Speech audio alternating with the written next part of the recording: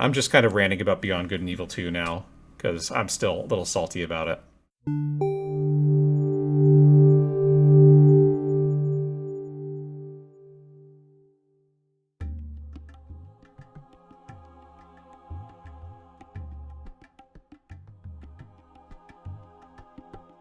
Hi, Space Monkeys.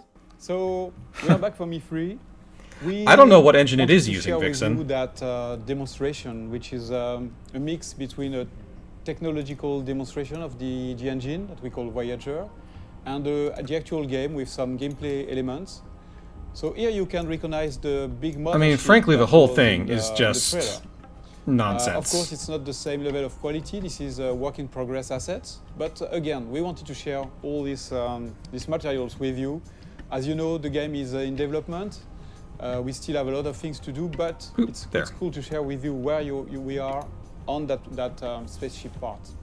So here, the mothership is. So I definitely saw this one at some point. House for the player. That one is about 400 meters and it's long. it's going to be and nonsense. You can have your crew inside, of course, your main like in terms of what you character, could actually but accomplish also in a your game, spaceships. So especially if you start back in the then. game without anything, and you get your first spaceships, even if then later you have a larger spaceship, you can keep the smaller one into the big mothership. That's the same thing for the crew. If you start with that's one cool. or two members, A big ship with a little ship in it. then So you you can got have like them in these your big mothership different later. scales of ships. That gameplay mechanic of what we call the Russian dolls, so bigger, smaller into the bigger, and then your characters. The it's Russian very close doll. to what we had, in fact, in Beyond Good and Evil 1, when the characters were getting out of the hovercraft. So here we have that. I mean, kind monkey, of. which is my playable. Kind of. You're going. They're trying to go here, so but much of course farther in this. In that game, you can select your character and create your own character. Just to give you a feeling of scale, that ship is about 20 meters long, and the other one, the mothership, is about 400 meters. Is that all? That seems small. I'm going to go close to it so that you can see the size. So Speed level 5. He's reached speed level 5. The interesting thing is that they are a real level of gameplay. You can go inside. We have interiors for the big ingredients. So imagine I'm at the beginning of the game. So as soon as you have interiors modeled for all these ships, they're either going to be very generic, or there's not going to be that many of them. There's just no other way to make it and work you have to get some functionally. money to like level up and get. I mean, it could be modular, but once it's modular, then vehicles. it's not So going to be imagine very I'm just interesting, delivering really. pizzas. Yeah, it's like a side quest or just a way among many to get some money. I'm delivering pizzas to those guys. So imagine it's not my spaceship. That's the beginning of the game, and this could be an interesting way to trigger the first ingredients of the adventure, because the spaceship. See, when he says just imagine, they're also imagining it. They're like maybe have prototypes of some of this stuff. Instead of getting out of the ship, you could decide to explore the ship, and why not discover that there is some slavery, some human trafficking, and things like that. The good thing is that in Beyond Good and Evil 2, like in the one. See, we're going to touch on slavery and human trafficking too. So if we saw that in one of the previous trailers. Imagine, right? The game, then I can Imagination. share with, the guys in the city, for example, and then I can trigger discussions with those guys based on the picture I took. So that's a very interesting. So I think it's in a minute they're going to say we can go down to all these places. You can explore everything, and you can gather informations and share those informations with NPCs. But appreciate that video from a year ago down there in the corner that says 15 years to development hell. Here we know that the players that they will explore everything. They will want to go everywhere. So we need. Yes, we're going to talk about that scale. Oh, the textures though. I guess it's a statue, so maybe that's on purpose. Technically, like that huge statue. Where you can go very close to it, and you can. They're leaning very heavily on a sort of Asian influence. You can go inside of this kind of statue, and you can also get on top of it. I just want to show you something interesting about the scale and the feeling of scale. I mean, a lot of this, they're really just talking. You know, they aren't showing that much. relatively simple. I mean, here we I'm have no a developer. I wonderful know it's not vista. easy, but relatively simple to design I want to show you an exterior of a spaceship, to have another spaceship come out, and have this model that can kind of fly around. The camera very easily, and you can That would be really such a small microcosm of what they're talking about. The feeling of scale. When you look at that little monkey on top of the big statue, this is just a part of the head of the statue, and you're already very small. Yes. And it's very interesting to I know, understand the scale of it's things. very big. Here you see that the statue is really, really big. Now, I thought they try to show it off a bit more in this one. And the very interesting thing, again, is that, in fact, that statue, which is Like, big, is it would be just into a big city that is very small, in fact, compared to the continent here, the size of that. So he's going to zoom all the way out, but notice he didn't zoom into the city a yet. small part of a big We'll have to see if planet. he does that. So you realize that you are just a little dot on that big planet, which is... Because we've in fact, seen just a so small little of this planet, right? around If he's the going to bigger zoom in one, on another part of which the planet, is sure. a small dot in the big universe. But like So the when we started that implication here technology, is that all of we these thought different that we planets needed have to, things on them. handle that feeling of And I scale remember watching this and, in a originally and thinking realistic about way. how cool that is and all, Before imagining all the going things into that could happen details, there. We wanted to make sure that the But engine was I don't think any of that capable exists. of handling this kind of thing. When you look at this sunset, it's not exactly a sunset made by artists. It's really the combinations of physical ingredients, you know, the light that is changing depending on the atmosphere. Yeah, they're So going to you say can that see here the different it's like colors. procedurally generated based on And the fact location of that, the course, planets, the which planet is rotating is impressive. around Like I haven't in space, played around the big planet. So here No I'm Man's doing a Sky, kind of time lapse, but it feels like No modifying Man's Sky the tried to do a time lot so of the that we can things that understand this game was better trying to how do. it works. You see that And honestly, it's everything is taken, turning it's been like 8 years since you No know, Man's Sky in a real has solar come out, system. and it took So yes, half of that for increasing people the to speed. decide it You was see the good light here with the after they're adding cities. all that. So another important thing is that you can, at any time, you can go everywhere. So if I'm going And No Man's to Sky very another city, famously there is didn't no have a lot loading to and things like do that. in Everything it is when it seamless first came out. because They've kind of added it handles things. that big universe Yeah, finally decent enough. Exactly, in a Vixen. consistent way. There is no And no shit or things like that. You can Ubisoft really, was teasing big appreciate the story point of view events in wherever this you are, game, it and will be the same you know, mechanics. continuing on the story from the So that first was one of game the with big features. who knows what. We wanted to make sure that we had before showing the game to the public, to everybody, so that we wanted to make sure that the technology was The working and public. this big ambitious game was I mean, and maybe feasible. Maybe it was so ambitious that the previous generation couldn't handle it. Ingredients. I'm going to change But I also a little don't think bit they've been time so working that on we it for a have while. bit more sun. Yeah. Maybe So a that couple of spaceship people, is very, but very nice. they haven't It's had a very full close team on to this the in a Beluga while. we had in Beyond Good and Evil 1.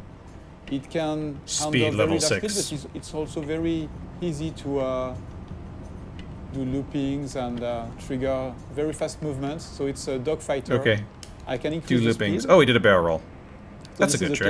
classic plane speed we have on Earth. We are about 1,000 kilometers per hour. But you can increase Speed that level speed 9. dramatically.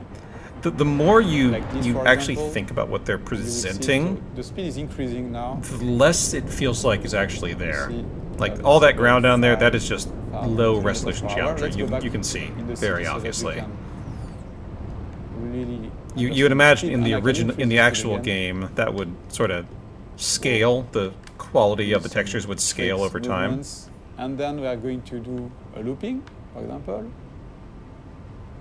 So you can combine Do a loopy. anything. And I see we're any mostly movements, focusing on this and the one very city nice as thing well. Too is that you can They even haven't increase shown the speed anything to else. There's a building off there in the 20,000 distance. kilometers per hour, which is a lot.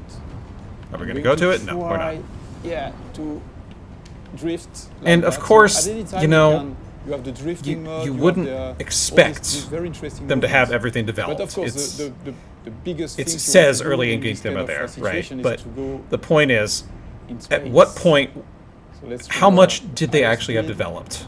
How far did they get? And you see You know, how this far along little did they effect ever around manage the to get spaceship with this is game? Because of the friction of the atmosphere. If I don't increase my speed, there is no Yes, reason friction of the to atmosphere, you have got more it. friction. But if I'm increasing the speed, you will see that the effect is stronger. And same thing if I'm going very, very fast. So depending on the Hyperspeed. quantity We're of in atmosphere, hyperspeed you can now. have a I saw the stronger detail drop effect off there, pretty obviously. until you start burning. But you see, with those very high speed, you can really travel very, very far. I mean, it's pretty. It's a good proof of concept. And again, I'm no developer, but man, it's just So if I we haven't seen anything about this game in years. Which is somewhere around there, I can go there seamlessly. And the further you are of the planet, the faster you can go, because there's no more in the real game, no more friction. They're saying you'd be able to do that. Still have a little friction. If you went there now, it would either break or there wouldn't be anything there. But where are we going to go? I bet it's right back to that same city. Because there's nothing else on this planet. And we haven't even gone in to see what's in that city, you know? And filling out a city in a game, especially a city of that size, with the level of art direction they were talking about, that's so much work. On the planet, different cities. So we don't want empty planets. Yeah, we that's want planets that texture. With landmarks, with places to explore. There are mountains where you have some monks living there. So they're not empty. But how would you find something on a planet, right? You need something to guide you there. To work on to one of the other trailers we saw them like standing up on the spaceship and looking down at like giant geoliths that would presumably direct you there, and I guess that would be something. Different, I would say, big biomes, because that planet, as I told you, is a satellite. Big biomes. The bigger one, the one that is in the foreground. A part of that planet is protected, like like the moon. Our moon is a part of the moon is protected by Earth from the big asteroids and meteorites. So here that's exactly the same thing. The cities are built in the safe place. Okay, so this thing he's talking about here, this idea that like the planet is going to be protected from asteroids because it's near the other planet. That's like a concept that's a thing that happens in real life. The side of the moon that faces Earth has less craters on it. The other side has a lot more. The very interesting thing is that this kind of event is connected. What does that add to the game? So like, that, if it's just like an art direction thing, fine. But it sounds like he's talking about this being something that you would have to program in. Then you have the big companies that are sending the slaves. Yeah, look at this. On those very dangerous places, and a lot of slaves are dying trying to gather the meteorites goods. And there we go again. Slave labor is a big plot point in this game, apparently. From space and crashing. They are taking those. See, I love space games too, Vixen. It's just, it's so rare they give you what you actually want. On one side and at least what I actually want. The planet and the story are connected. That's why we're going to play some Skies of Arcadia. That's a very important thing for us. Because I think Skies of Arcadia is one of the better space games out there, even though it doesn't actually take place in space. Okay, so now we are back on the other side of the planet, the side that is bombarded by meteorites. Here, we just want to showcase the ability that we have in the engine to modify the whole planet in real time. Love that pink box. Here, for example, imagine that you're flying over that region. Okay, so they have like terrain deformation tech. And you will have all these, there's one incredible effects on the planet. See, Vix, I never really had a lot of people I could play those kind of games with. I want to play Space Trucker, but I feel like I'm going to be disappointed by that one. Of the whole experience, not just with character, not just with spaceships, but also Space Trucker always kind of reminded me of that episode of Cowboy Bebop. So thank you for watching that video. This is our first Space Monkey debrief. Many more will come. And we would love to have you leaving us I mean, a lot of the stuff he talked about this, in these trailers. So please there's comment, the scale of being like being able to go down to the city level and do things in the city and then go all the way up into space and fly out and go to another planet and explore all this stuff in detail, which we've seen from No Man's Sky is very hard to do. There is a whole job system they talked about where you're able to find jobs and like they talked about delivering pizza as a basic level job and going like up to a spaceship and to actually go into the spaceship and deliver the pizza to the guy and then explore the spaceship. And if you stop and think about this level of things you would have to develop to have that happen procedurally, like that was a mission 1 in like a Grand Theft Auto game, you're delivering pizzas. I could see that, and maybe you'd like it's some rich jerk you got to deliver to. So you go up in the tower and something happens up there. I could see that being a plot point in a game, but the idea that that would be procedurally generated like a Skyrim mission where go deliver it to this guy, maybe a story will happen. I don't see that really happening. And then having a whole, like being able to hijack ships and having a wanted system of sorts and rob banks and this whole GTA style thing. That's a lot. And then they've also teased big story beats. So presumably there's some sort of job system and then also story missions that tie into whatever's going on with Jade that they've teased. And that's strange. And then they've talked about like ship customization and recruiting people. And that's a whole additional mechanic. They talked about slave labor. So apparently you'd be able to like free slaves and then go and, you know, I guess recruit them, or who knows? Would they have some? The first game has a whole thing where you're fighting against the propaganda of the evil people, and everyone kind of turns against them. By the end, they're all protesting in the streets, and you can almost imagine them trying to push that kind of mechanic in this game, where you try to, you know, more organically come up with propaganda and sway the populace in one way or another, which could be a cool idea for a game, but that's like one piece that they're talking about. Hey man, how's it going? I'm just kind of ranting about Beyond Good and Evil 2 now, because I'm still a little salty about it. And then in addition to all that, we're talking about like procedural terrain deformation tech.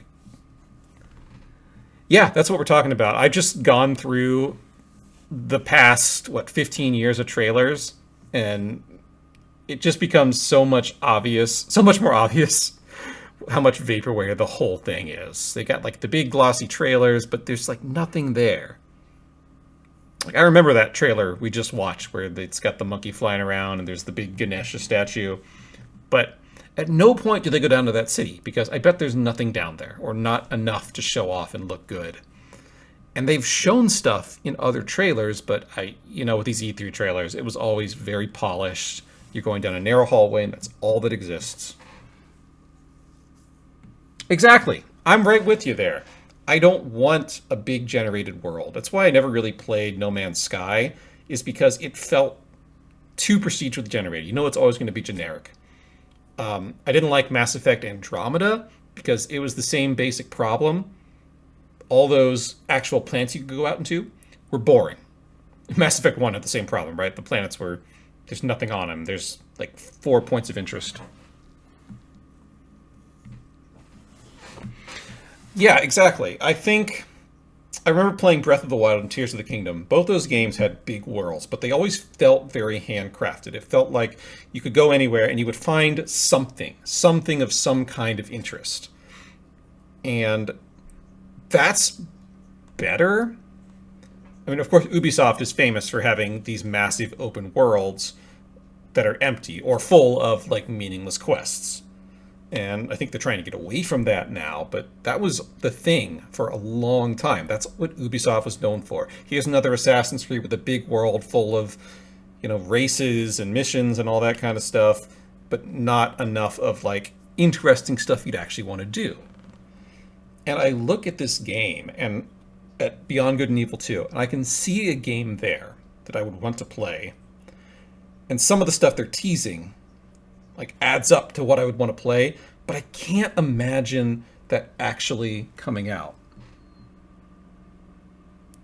Right, and see, I played the original Assassin's Creed, and that was a big game, but that game was very focused on just those 9 assassinations. And I liked that. And I never really got around to playing any of the other ones. Even like Brotherhood, which was supposed to be really good. I fell off after the very first Assassin's Creed and never played any more. And the stuff I heard about it didn't sound interesting to me. But the first one that was just like, here's an assassination. Do some investigation, figure out how to get this guy and assassinate him. That was fun. The Hitman games, the modern Hitman games, are kind of like that too. You got to assassinate that guy. Here's a big world. Of course, in Hitman, it's more of like a clockwork world, so there's a million different things going on. You got to figure out how to integrate yourself in there and sneak and do all that stuff, catch the guy unaware, and that was fun.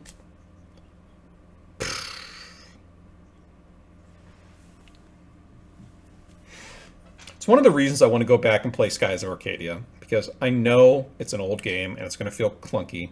Beyond Good and Evil felt very clunky the entire way through. But Skies of Arcadia had so many cool ideas in there. It's like this big anime adventure where you get to go on a sky pirate ship and fight the evil empire. And there's like big monsters, and the world there was interesting with all kinds of weird phenomena in the sky. There was stuff to explore. It felt special. And towards the end, the second half of the game, you get to start recruiting people and you're building your crew. And I would love a game that iterated on that. I haven't really seen a game that did that. Like Assassin's Creed, not Assassin's Creed, Mass Effect, you build a crew, and that's fun. Those are obviously very limited in terms of like quantity, right? You have a set number of crew. But there's like minor crewmates you can recruit too. And that was the fun part about Skies of Arcadia. They were like random people you could find out in the world. It's like, oh, this guy's a great navigator. If you can convince him to join you, you'll get this bonus on your ship because he's such a good navigator. Or the cook would improve morale. And there's something to that. I would want Skies of Arcadia to go further. It would be cool if you could customize the ship more. And I see like bits of that in what they're pushing for Beyond Good and Evil in this particular trailer, well, in these series of trailers. I just can't see it ever getting there, and that disappoints me. It feels like they're pushing this concept of this big, amazing game with all this stuff in it, and it makes me sad because you don't see those kinds of things in gaming that often. When was the last time you saw someone selling you a game that felt big and special? I think it's been a while. I think that's a shame.